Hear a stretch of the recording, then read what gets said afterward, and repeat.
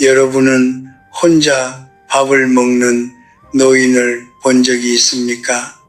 창가에 홀로 앉아 아무 말 없이 숟가락을 드는 그 모습을 보면서 무슨 생각이 드셨습니까? 불쌍하다고 생각하셨습니까? 저 노인은 아무도 곁에 없구나, 외롭겠다, 그렇게 느끼셨습니까? 저는 압니다. 대부분의 사람들이 그렇게 생각한다는 것을. 하지만 오늘 저는 그 생각을 조용히 뒤집어 놓으려 합니다. 저는 올해 105살입니다. 한국이 일제강점기에 그늘 아래 신음하던 시절에 태어나 전쟁을 몸으로 겪었고 가난이 공기처럼 떠돌던 시대를 살았으며 산업화와 민주화의 물결을 두 눈으로 바라보았습니다. 그 긴 세월 동안 저는 수천 번의 식사를 했습니다. 가족과 함께, 친구들과 함께, 제자들과 함께, 그리고 지금은 혼자서 합니다. 그리고 감히 말씀드립니다. 지금 이 식탁이 제 인생에서 가장 풍요로운 식탁입니다. 우리는 언제부터인가 함께라는 말에 지나치게 큰 의미를 붙이기 시작했습니다. 함께 먹어야 행복하고 함께 있어야 사랑받는 것이며 혼자라는 것은 곧 실패하거나 버려진 것이라는 관념이 우리 마음속 깊이 뿌리 내렸습니다. 특히 유교적 공동체 문화 속에서 자란 우리 세대에게 혼자 밥을 먹는다는 것은 어딘가 부끄러운 일, 숨겨야 할 일처럼 여겨졌습니다. 하지만 그것은 진실이 아닙니다. 그것은 우리가 두려움을 가리기 위해 만들어낸 이야기일 뿐입니다. 저는 젊었을 때 늘 누군가의 식탁에 끼어 앉으려 했습니다. 혼자 남겨지는 것이 두려웠기 때문입니다. 붐비는 식탁에서 웃고 떠들면서도 정작 제 마음은 공허했습니다. 대화는 있었지만 진심은 없었고 사람들은 있었지만 온기는 없었습니다.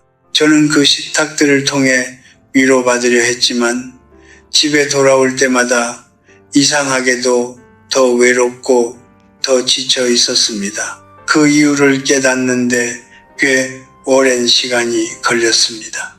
90세가 넘어서야 저는 비로소 이해했습니다. 우리가 함께를 갈망하는 것은 사실 고독을 견디지 못하기 때문이라는 것을, 그리고 고독을 견디지 못한다는 것은 아직 자기 자신과 진정으로 화해하지 못했다는 신호라는 것을 우리는 타인의 목소리로 우리 내면의 공백을 채우려 합니다.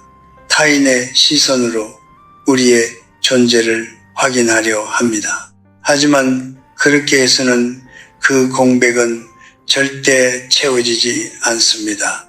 혼자 밥을 먹는 노인, 그 모습은 슬픔이 아닙니다.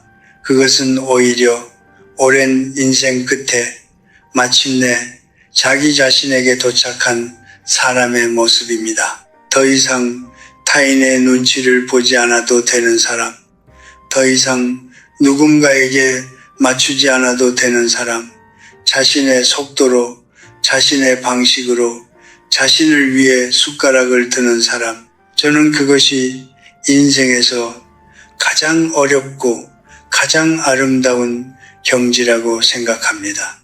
오늘 저는 여러분께 6가지 이유를 말씀드리려 합니다. 혼자 밥을 먹는 노인이 왜 더 오래 사는지, 왜 더 단단한지, 왜 더 자유로운지. 이것은 의학 강의가 아닙니다. 이것은 105년을 살아온 제가 젊었을 때 저는 한 친구가 있었습니다. 그는 저보다 5살 아래였고 누구보다 활달하고 사람을 좋아하는 사람이었습니다. 늘 대가족이 둘러앉은 시끄러운 식탁을 좋아했고 명절마다 온 집안이 떠들썩해야 밥맛이 난다고 했습니다. 그러나 그는 이른둘에 세상을 떠났습니다. 위암이었습니다. 그의 아내는 저에게 이렇게 말했습니다. 그이는 평생 밥을 빨리 먹었어요. 언제나 누군가와 이야기하면서 웃으면서 서두르면서 먹었어요.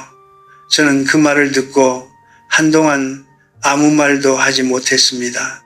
밥상에서의 긴장이 그를 조금씩 갉아먹고 있었던 것입니다. 이것은 단순한 이야기가 아닙니다. 현대의학은 이미 오래전부터 이 사실을 확인해 왔습니다. 우리가 식사를 할 때 심리적으로 편안한 상태에 있는지 그렇지 않은지는 소화기관의 작동 방식을 근본적으로 바꾸어 놓습니다. 사람이 긴장하거나 스트레스를 받으면 몸은 즉각 교감신경을 활성화시킵니다. 이 상태에서는 위장으로 가는 혈류가 줄어들고 소화효소의 분비가 억제되며 음식이 충분히 분해되지 못한 채 장으로 넘어갑니다. 반면 조용하고 편안한 환경에서 혼자 천천히 식사를 하면 부교감 신경이 활성화되어 위산과 소화효소가 적절하게 분비되고 음식물이 온전히 소화됩니다. 몸은 침묵을 알아봅니다. 몸은 조용함 속에서 비로소 제 기능을 다합니다. 더 나아가 혼자 먹는 식사는 혈당 조절에도 의미 있는 차이를 만들어냅니다. 누군가와 함께 식사를 할 때 우리는 대화에 집중하느라 음식을 빨리 먹게 됩니다. 음식을 빨리 먹으면 포만감 신호가 뇌에 전달되기 전에 과식하게 되고 혈당이 급격히 상승했다가 급격히 떨어지는 혈당 스파이크가 반복됩니다. 이것이 쌓이면 인슐린 저항성이 높아지고 결국 당뇨와 심혈관 질환으로 이어집니다. 노년의 건강을 위협하는 가장 큰 적 중 하나가 사실은 빠른 식사 속도라는 것을 우리는 너무 오랫동안 간과해 왔습니다. 혼자 앉아 서두를 이유 없이 한 숟가락 한 숟가락을 천천히 음미하는 것, 그것이 가장 저렴하고 가장 효과적인 건강 습관입니다. 그런데 몸의 이야기는 여기서 끝나지 않습니다. 저는 두 번째 이유로 여러분께 자율신경계에 대한 이야기를 드리고 싶습니다. 우리는 살아가면서 얼마나 많은 시간을 타인의 눈치를 보며 보내고 있습니까? 식사 자리에서도 마찬가지입니다. 내가 너무 많이 먹는 건 아닐까? 이 음식이 마음에 들지 않아도 맛있다고 해야 하는 건 아닐까? 저 사람이 기분이 좋지 않아 보이는데 내가 말을 잘못한 건 아닐까? 이러한 생각들이 식사 내내 우리의 신경을 조이고 있습니다. 그 조임이 우리 몸에 미치는 영향은 결코 작지 않습니다. 자율신경계는 우리의 의지로 직접 통제할 수 없는 신경계입니다. 심장, 박동, 혈압, 호흡, 소화, 이 모든 것을 자율신경계가 조율합니다. 그리고 이 자율신경계는 우리의 감정 상태에 극도로 민감하게 반응합니다. 타인의 시선 앞에서 긴장하고 관계 속에서 눈치를 보고 말 한마디 한마디를 조심하며 밥을 먹는 행위는 식사 내내 자율신경계를 전투 상태로 유지시키는 것과 같습니다. 이런 상태가 매일 몇 끼니 수십 년간 반복된다면 어떤 일이 벌어지겠습니까? 몸은 서서히 지쳐갑니다. 회복력이 떨어지고 면역력이 약해지고 잠을 자도 피로가 풀리지 않습니다.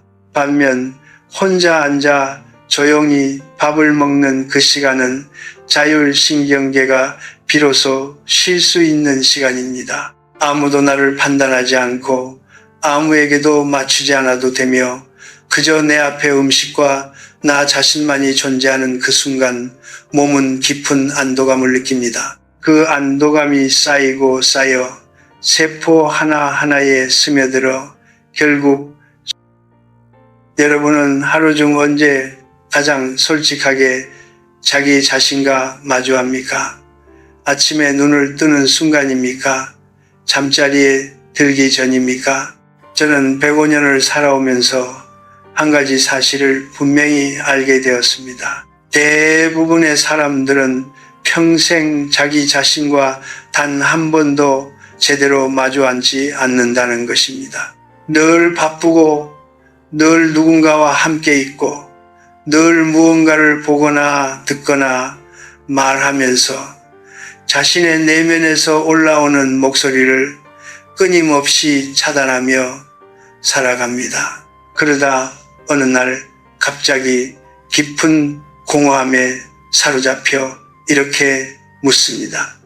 나는 지금까지 무엇을 위해 살아온 것인가 하고 저는 그 질문의 답이 화려한 철학서 속에 있다고 생각하지 않습니다. 그 답은 조용한 밥상 앞에 있습니다.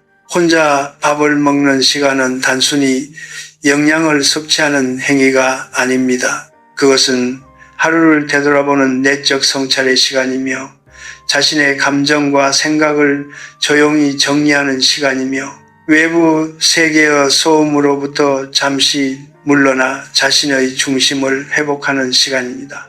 불교에서는 이것을 마음챙김, 즉 지금 이 순간에 온전히 깨어있는 상태라고 부릅니다. 특별한 수련이 필요하지 않습니다.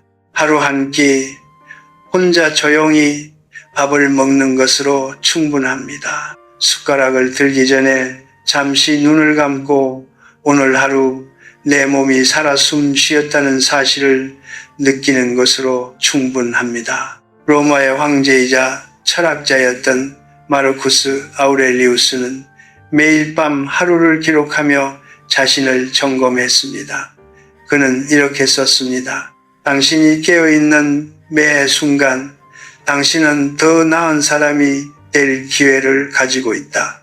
그가 수십 년간 황제의 자리에서 중심을 잃지 않을 수 있었던 것은 매일 자신과 마주하는 시간을 놓치지 않았기 때문입니다. 저는 황제도 아니고 대단한 사람도 아닙니다만 저 역시 그와 비슷한 방식으로 살아왔습니다. 다만 저는 일기장 대신 밥상을 사용했습니다. 제가 60무렵이었을 때 저는 아내를 먼저 떠나 보냈습니다.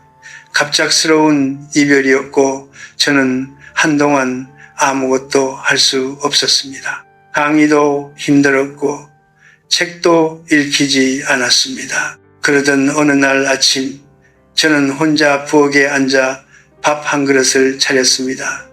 아무도 없는 집, 아무 소리도 없는 아침, 따뜻한 밥 한 그릇. 저는 그 앞에 앉아 한참 동안 아무 말도 하지 않았습니다. 그런데 신기하게도 그 침묵 속에서 무언가가 스르르 풀리기 시작했습니다. 눈물이 나왔습니다.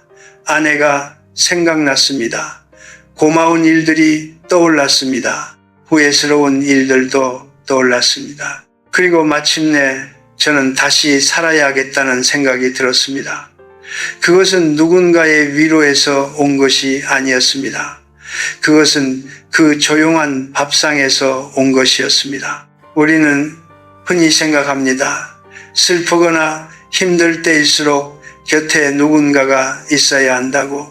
물론 그것도 맞습니다. 그러나 동시에 우리에게는 혼자 그 감정을 온전히 통과해낼 시간도 필요합니다. 누군가와 함께 있으면 우리는 자신도 모르게 감정을 연기합니다. 괜찮은 척, 강한 척, 이미 극복한 척.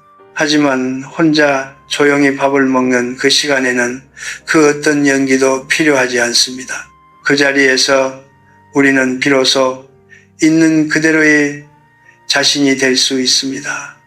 그리고 그것이 치유의 시작입니다. 나이가 들수록 이 시간은 더욱 소중해집니다. 젊었을 때는 바깥에서 많은 자극을 받으며 살아갈 수 있습니다. 하지만 노년에 접어들면 세상은 조금씩 조용해집니다. 은퇴를 하고 친구들이 하나둘 세상을 떠나고 자식들은 각자의 삶으로 바빠집니다. 그 조용해진 세상 속에서 내면이 텅 비어있는 사람은 공황에 빠집니다. 그러나 오랫동안 혼자 밥을 먹으며 자신과 대화해온 사람은 그 고요함을 두려워하지 않습니다. 오히려 그 고요함 속에서 편안함을 느낍니다. 왜냐하면 그는 이미 자기 자신이라는 가장 오래된 친구와 깊은 우정을 나누어 왔기 때문입니다. 세상에서 가장 오래된 일기장은 종이로 만들어지지 않았습니다. 그것은 매일 아침 혼자 앉아 따뜻한 국물을 한 숟가락 떠먹으며 잠시 눈을 감는 그 작은 습관 속에 있습니다. 그 습관이 쌓여 한 사람의 내면을 단단하게 만들고 그 단단함이 결국 품위 있는 노년을 만들어냅니다. 조용한 밥상은 화려한 철학 강의보다 더 깊은 곳을 건드립니다. 왜냐하면 그것은 머리로 이해하는 것이 아니라 몸과 마음이 함께 느끼는 것이기 때문입니다. 저는 몇 해 전 한 제자로부터 전화를 받았습니다. 그는 70이 넘은 나이에 조기 퇴직을 하고 아내와 함께 살고 있었는데 목소리에 알 수 없는 무기력함이 가득했습니다. 이야기를 들어보니 이런 상황이었습니다. 퇴직 후 아내가 모든 식사를 챙겨주고 있었고 그는 매 끼니마다 그저 차려진 밥상 앞에 앉아 먹기만 했습니다.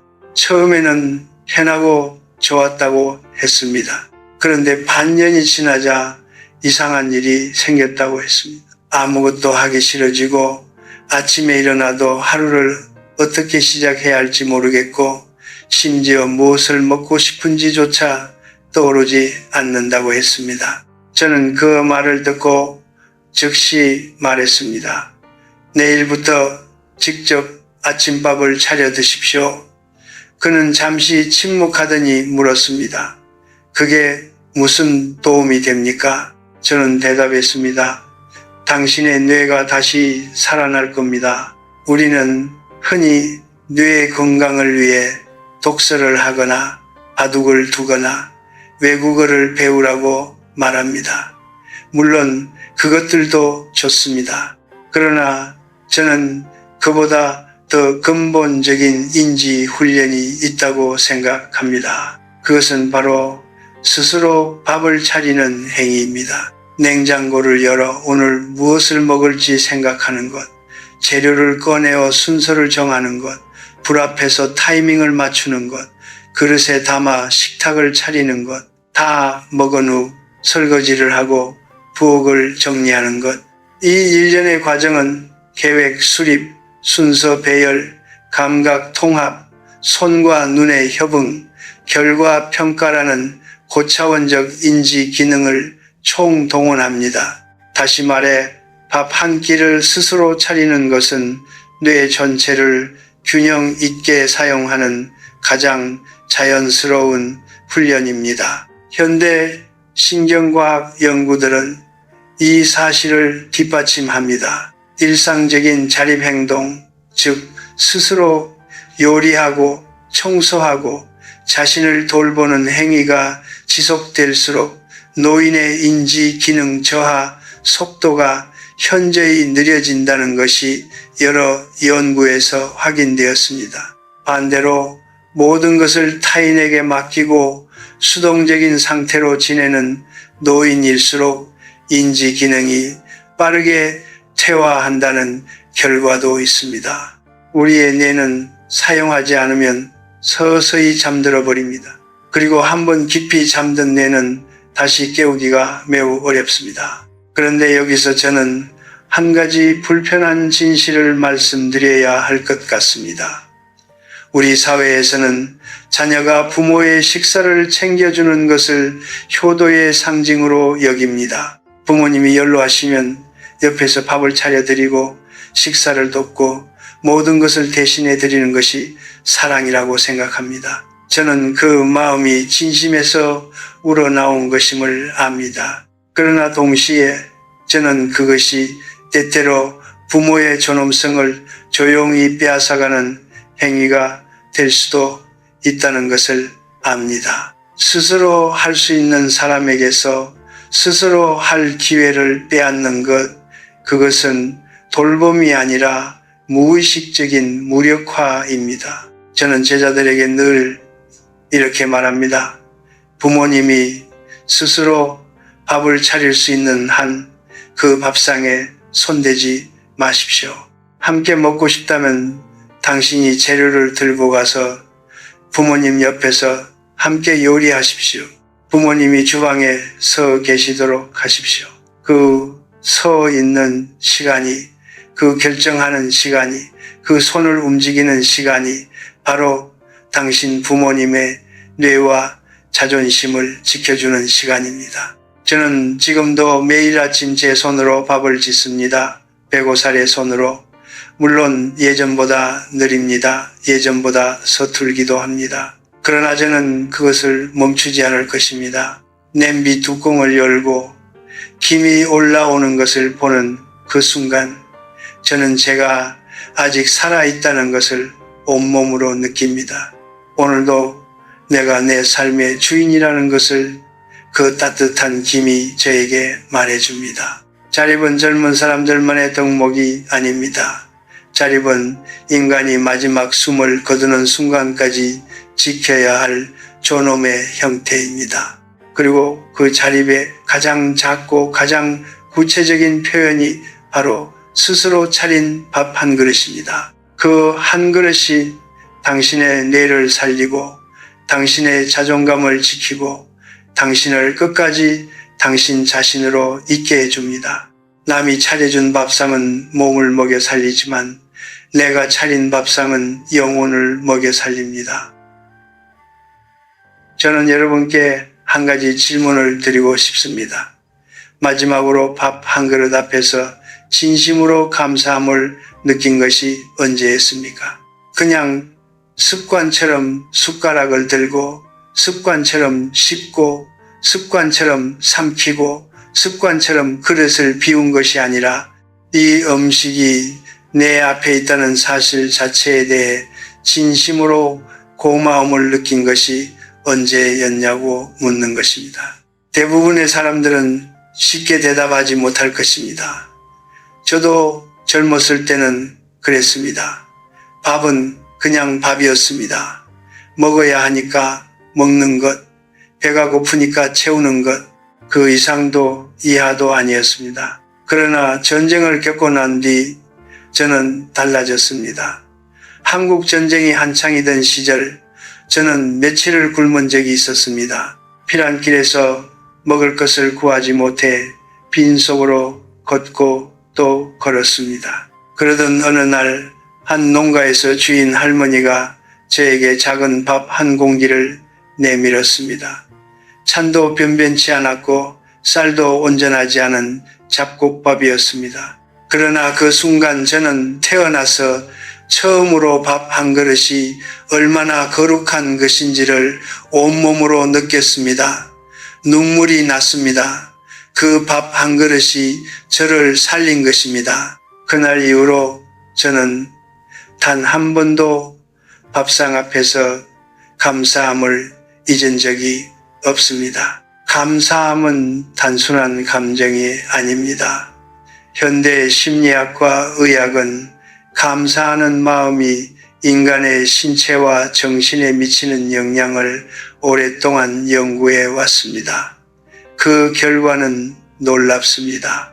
규칙적으로 감사하는 감정을 경험하는 사람들은 그렇지 않은 사람들에 비해 면역 기능이 더 강하고 수면의 질이 더 높으며 우울증과 불안 증상이 현저히 낮다는 것이 여러 연구에서 확인되었습니다. 감사함은 뇌에서 도파민과 세로토닌의 분비를 촉진하고 스트레스 호르몬인 코르티솔의 수치를 낮춥니다. 다시 말해 감사하는 마음은 우리 몸을 안에서부터 치유합니다. 그런데 중요한 것은 이 감사함이 저절로 생겨나지 않는다는 점입니다. 감사함은 훈련입니다. 그리고 혼자 조용히 밥을 먹는 시간은 그 훈련을 위한 가장 완벽한 환경입니다. 여럿이 함께 식사를 할 때 우리의 주인은 대화로, 다른 사람의 표정으로, 음식의 가격으로, 분위기로 흩어집니다. 그러나 혼자 앉아 아무 소리도 없는 식탁에서 밥 한 술을 들면 우리는 비로소 그 음식 자체에 집중하게 됩니다.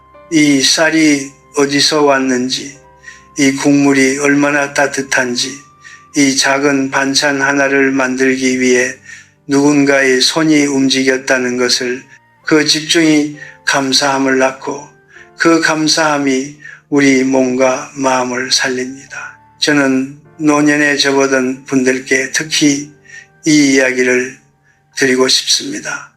나이가 들면 잃는 것들이 많아집니다. 건강도, 친구도, 역할도, 때로는 배우자도 잃습니다. 그 상실들 앞에서 우리는 자꾸 없는 것에 눈을 돌리게 됩니다. 내게 없는 것, 내가 잃은 것, 내가 더 이상 할 수 없는 것, 그 시선이 굳어지면 삶 전체가 결핍으로 보이기 시작합니다. 그리고 결핍의 눈으로 바라보는 삶은 아무리 많은 것을 가지고 있어도 언제나 부족합니다. 그러나 오늘 아침 혼자 앉아 따뜻한 밥 한 공기를 먹을 수 있다는 것, 숟가락을 들 수 있는 손이 있다는 것, 음식의 온기를 느낄 수 있는 몸이 있다는 것, 이것들이 얼마나 큰 축복인지 우리는 잃기 전까지는 잘 모릅니다. 저는 전쟁 중에 그것을 배웠습니다. 여러분은 전쟁을 겪지 않아도 배울 수 있습니다. 혼자 조용히 밥 한 그릇 앞에 앉는 것으로 충분합니다. 한 그릇의 밥 앞에서 느끼는 감사함이 쌓이면 그것은 삶을 바라보는 근본적인 시선을 바꾸어 놓습니다. 없는 것이 아니라 있는 것을 보게 됩니다. 잃은 것이 아니라 남은 것을 보게 됩니다. 끝나가는 것이 아니라 아직 살아있는 것을 보게 됩니다. 그 시선의 전환이 노년을 비극에서 완성으로 바꾸어 놓습니다. 감사함을 아는 사람은 결코 진정으로 가난하지 않습니다. 그리고 진정으로 가난하지 않은 사람은 끝까지 품위 있게 살아갈 수 있습니다. 밥 한 그릇의 온기 속에 그 모든 것이 담겨 있습니다. 독일의 철학자 아르투어 쇼펜하우어는 이런 이야기를 남겼습니다. 추운 겨울날 고슴도치들이 서로의 온기를 나누기 위해 가까이 모여들었습니다. 그런데 너무 가까이 다가가면 서로의 가시에 찔려 상처를 입었습니다. 그렇다고 너무 멀리 떨어지면 추위에 얼어붙었습니다. 고슴도치들은 수많은 시행착오 끝에 마침내 적당한 거리를 찾아냈습니다. 너무 가깝지도 너무 멀지도 않은 그 거리, 서로의 온기는 느낄 수 있되 서로의 가시에는 찔리지 않는 그 거리. 저는 이것이 인간관계의 가장 오래된 진실이라고 생각합니다. 그리고 노년의 삶에서 이 거리를 지키는 능력이야말로 품위 있는 삶의 핵심이라고 생각합니다. 저는 105년을 살아오면서 수많은 사람들의 노년을 지켜보았습니다. 그 중에는 자식들 곁에 너무 깊이 파고들어 결국 서로를 상처 입힌 경우도 있었고, 반대로 지나치게 고집스럽게 혼자 지내다가 진짜 외로움에 빠진 경우도 있었습니다. 그러나 가장 아름답게 노년을 보낸 사람들에게는 공통점이 있었습니다. 그들은 자식에게도 친구에게도 그 누구에게도 감정적으로 기대지 않았습니다. 그들은 혼자 밥을 먹을 수 있었고 혼자 하루를 시작할 수 있었고 혼자 밤을 맞이할 수 있었습니다. 그 자립의 힘이 관계를 오히려 더 아름답게 만들었습니다. 기대지 않기 때문에 가벼웠고 가볍기 때문에 오래 지속될 수 있었습니다. 우리 사회는 오랫동안 노년의 고독을 실패로 규정해 왔습니다. 자식이 곁에 없으면 불효, 친구가 없으면 인복이 없는 사람, 혼자 밥을 먹으면 불쌍한 사람, 이 시선이 얼마나 많은 노인들을 잘못된 방향으로 내몰았는지 모릅니다. 자식에게 버림받지 않으려고 필요 이상으로 의존하고 그 의존이 자식의 삶을 무겁게 짓누르고 결국 서로가 서로를 원망하게 되는 그 비극, 저는 그것을 수없이 목격해 왔습니다. 그 비극의 시작은 언제나 같았습니다. 혼자 있는 것을 견디지 못하는 것, 고독을 두려워하는 것, 그것이었습니다. 고독은 버려짐이 아닙니다. 고독은 능력입니다. 혼자 있을 수 있는 사람만이 진정한 의미에서 타인과 함께 있을 수 있습니다. 왜냐하면 그는 타인을 필요로 하는 것이 아니라 타인을 선택하는 것이기 때문입니다.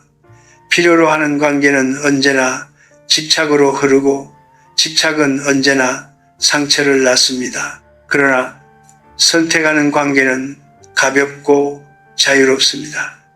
있어서 좋고 없어도 괜찮은 그 관계, 그것이 노년에 맺을 수 있는 가장 성숙하고 가장 아름다운 관계의 형태입니다. 혼자 밥을 먹는 훈련은 사실 이 능력을 기르는 훈련입니다. 매일 아침 아무도 없는 식탁에 앉아 스스로 밥을 먹는다는 것은 오늘 하루 나는 내 힘으로 살아간다는 선언입니다.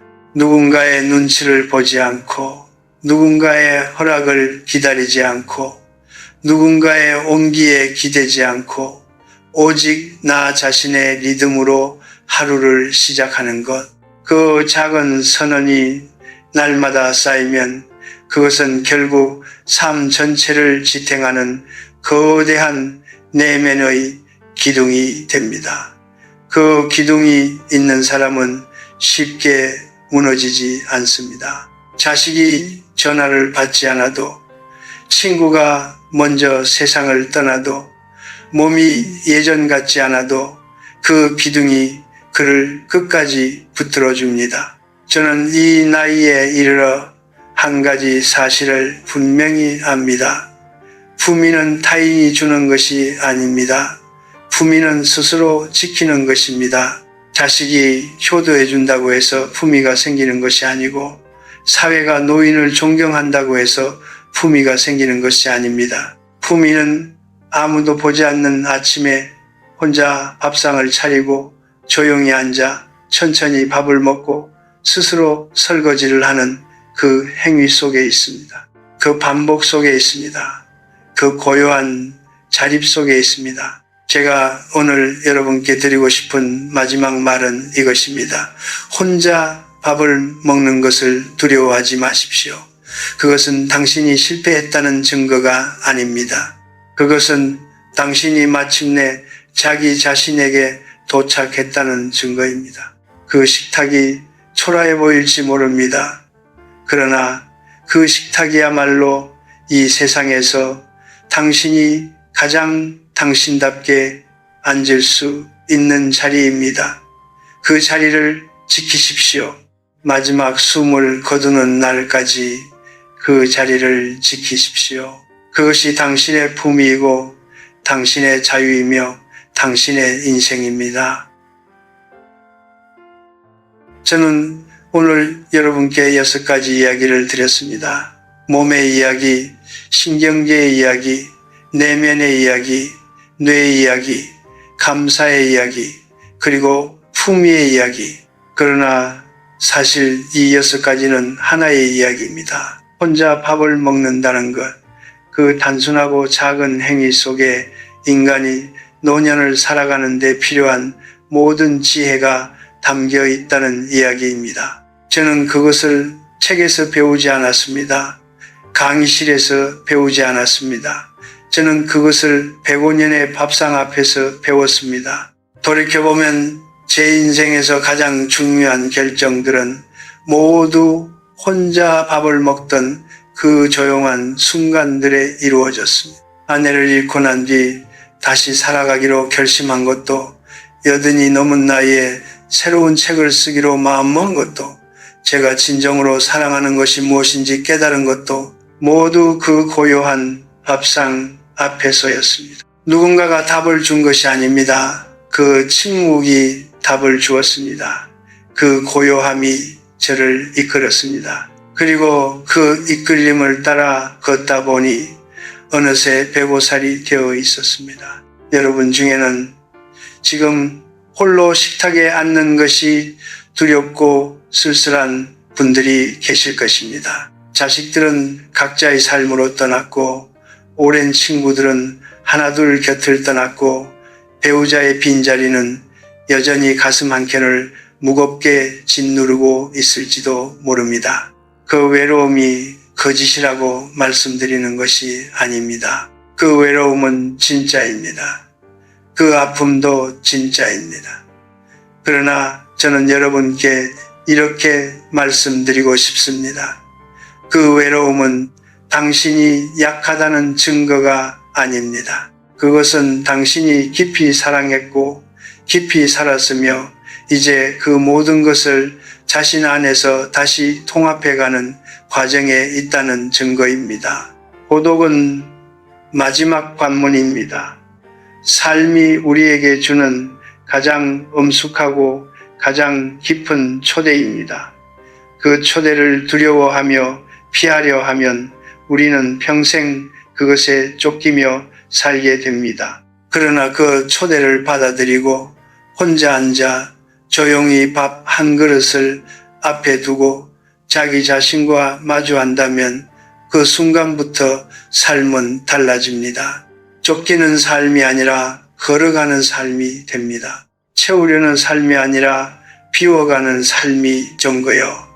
그리고 비워진 그 공간에 지금껏 경험하지 못한 고요하고 깊은 충만함이 스며들기 시작합니다. 저는 오늘 아침에도 혼자 밥을 먹었습니다. 창밖에는 봄빛이 들어오고 있었고 밥은 따뜻했으며 집안은 조용했습니다. 저는 그 밥 한 숟가락을 입에 넣으면서 생각했습니다. 오늘도 살아있다. 오늘도 내 손으로 밥을 먹는다. 오늘도 이 세상에 내가 존재한다. 그것으로 충분합니다. 105년을 살아온 저에게 그것이 전부입니다. 그리고 그것이 전부라는 것을 아는 사람은 더 이상 무엇도 두렵지 않습니다. 여러분께 바라는 것이 있습니다. 오늘 저녁 혹은 내일 아침 혼자 밥상 앞에 앉을 기회가 생긴다면 이번에는 텔레비전을 끄고 스마트폰을 내려놓고 그저 그 밥상과 당신 자신만 남겨두십시오. 그리고 첫 숟가락을 들기 전에 딱 한 번만 이 음식이 내 앞에 있다는 것에, 오늘 내가 살아있다는 것에 잠깐 눈을 감고 감사함을 느껴보십시오. 그 식초가, 그 작은 침묵이 여러분의 하루를 바꾸고 여러분의 한 달을 바꾸고 결국 여러분의 남은 인생을 바꿀 것입니다. 혼자 밥을 먹는 노인이 더 오래 삽니다. 그것은 단순히 소화가 잘 되기 때문이 아닙니다.